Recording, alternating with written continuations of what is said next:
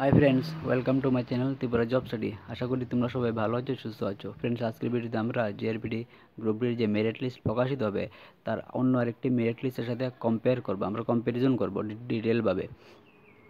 First to last যে mark কত হতে পারে, ডিফারেন্সটা কত থাকতে পারে, এই বিষয়ে এবং আরও কিছু গুরুত্বপূর্ণ বিষয়ে এই ভিডিওতে আমরা ডিটেলভাবে আলোচনা করব। তোমরা ভিডিওটি শুরু থেকে শেষ পর্যন্ত অবশ্যই দেখো। তো চলো দেরি না করে ভিডিওটি শুরু করা যাক। ফ্রেন্ডস দেখো, এটি হচ্ছে সেই রেজাল্টটি যার সাথে আমরা জিআরপিটি গ্রুপ ডির ফাইনাল মেরিট লিস্ট রেজাল্টের কম্পেয়ার করব।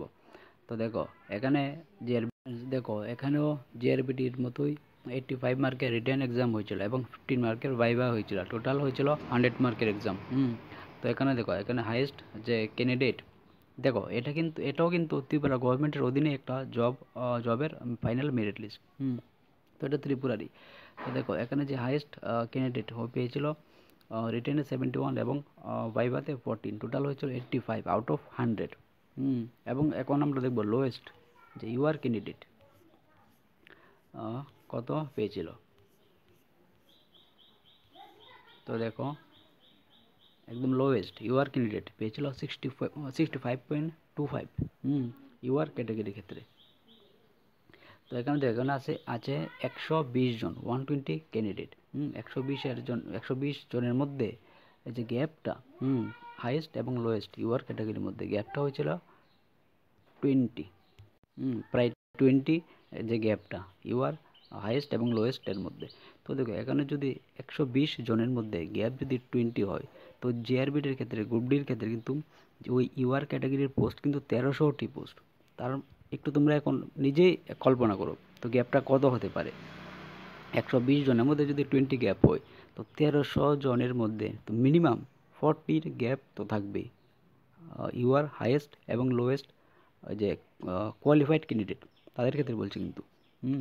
তো গ্যাপটা এরকম হতে পারে মিনিমাম 40, হাইয়েস্ট যদি 90ও হয়, তো লোয়েস্ট হতে পারে প্রায় 50। যদি 95 হয় হাইয়েস্ট, তো লোয়েস্ট হতে পারে 55। কিন্তু এখানে একটা জিনিস বোঝার বিষয় যে জিআরপিটির ক্ষেত্রে কিন্তু ক্যান্ডিডেট সংখ্যা কিন্তু বহু বেশি, অনেক বেশি। তো এক মার্কের জন্য কিন্তু অনেক কম্পিটিশন পাবে, অনেক এক মার্ক ম্যাটার করবে। তোমরা বুঝতে পারছো বিষয়টা। এখানে কিন্তু ক্যান্ডিডেট কম ছিল, জিআরপিটি কিন্তু কম, যেমন পোস্টও বেশি তেমন ক্যান্ডিডেটও বেশি। তো এখন দেখো, যদি আমরা ইউআরটা বুঝতে পারি, ইউআর কাট অফটা যদি বুঝতে পারি একটু কত ওর মধ্যে যেতে পারে, তাহলে কিন্তু আমরা এসসি এসটি এবং পিএইচের কাট অফটাও একটু ধারণা করতে পারবো।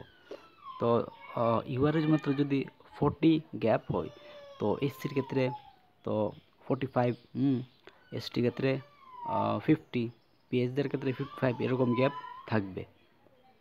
আশা করি তোমরা বিষয়টি বুঝতে পারছো। সো ফ্রেন্ডস, এটাই ছিল এই যে অ্যানালাইসিস ভিডিওটা, যা আমরা অন্য একটি মেরিট লিস্ট এর সাথে জিআরপিটি গ্রুপ ডি মেরিট লিস্টের কম্প্যারিজন আমরা করেছি এই ভিডিওতে। আশা করি তোমাদের ভিডিওটি ভালো লেগেছে। তোমরা অবশ্যই ভিডিওটি লাইক করে দিও যদি পছন্দ হয়, আর চ্যানেলটি সাবস্ক্রাইব করে দিও। সবাইকে ধন্যবাদ।